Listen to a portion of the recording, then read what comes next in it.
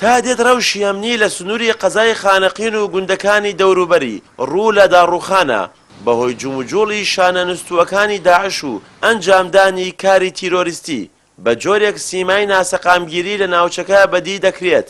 دانیشتوانەکەشی بە سەرجەم پێکهاتەکانەوە دووچاری ترس و دڵە ڕاوکێ بوونەتەوە.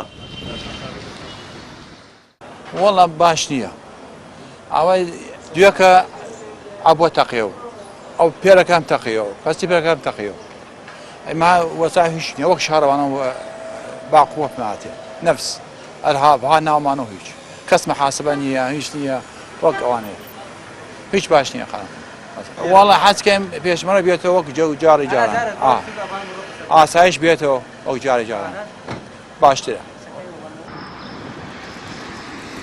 لە دوای 16 ئۆکتۆبەر سنووری قەزای خانەقین هاوشێوەی ناوچەکانی تری دەرەوەی ئیدارەی هەرێم بووەتە جێی ململانی سەربازی و سیاسی هەردوو حکوومەتی ناوەند و هەرێم.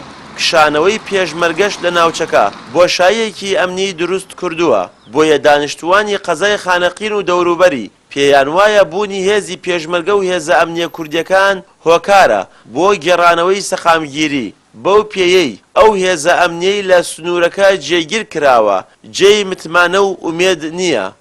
وەسعەکەمان باش نییە وەڵەگەر لە ئاسایش بۆ چاکترە بۆمان لە پێشمەرگە بۆ چاکتر بۆمان دنیا هەر نەماوە گیانم کاتێ ئاسایش بوو لێرە وەسعەکەمانە باشە دنیاش هەر باشە پێشمەرگە لێرە بوو دنیاش هەر باشە وەسعەکەمان باشە مخەیان چاکترە کاتێ ئەیانە هاتن نەک دنیا ماوە نەک بەشەری ماوە نەک هەموو شتێکی نەماوە گشتی خراپ بوو. حقیقە وەزع ئەمنی لە خانەقین خراپە و خراپەی چەسە دوای 16 ئۆکتۆبەر تو زانید ئەم پشمەرگە نەمەن ئەسایشی نەمەن یعنی سڵتەی کورد نەمەن وەختی سڵتەی کورد نەمەن سڵتەی حکومەی ئیتحادیە وەک من تشکیلاتی ئەمنی حکومەی ئیتحادی وەک تشکیلات ئەمنی حکومەی ئیتحادی خەڵکی شارە نیەن.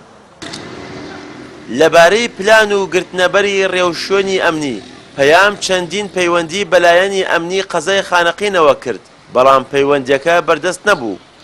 لە ماوەی یەک مانگی ڕابردوودا لە سنووری قەزای خانەقینی سەر بە پارێزگای دیالە چەندین کردەوەی توندوتیژی و هەڕەشە و ڕفاندن و تەقینەوەی بۆمبی چەندرا و ڕوویانداوە کە دواهەمینیان و لە سێ ڕۆژی ڕابردوودا لە نێوان گوندی مەردان و قەزای خانەقین بۆمبێکی چەندراو بە ئۆتۆمبیلێکی مەدەنیدا تەقیەوە کە بووە هۆی گیان لە دەستدانی دوو هاوسەر و برینداربوونی 3 منداڵی کورد. پشتیوان وەنداوی کەناڵی ئاسمانی پەیام خانەقین.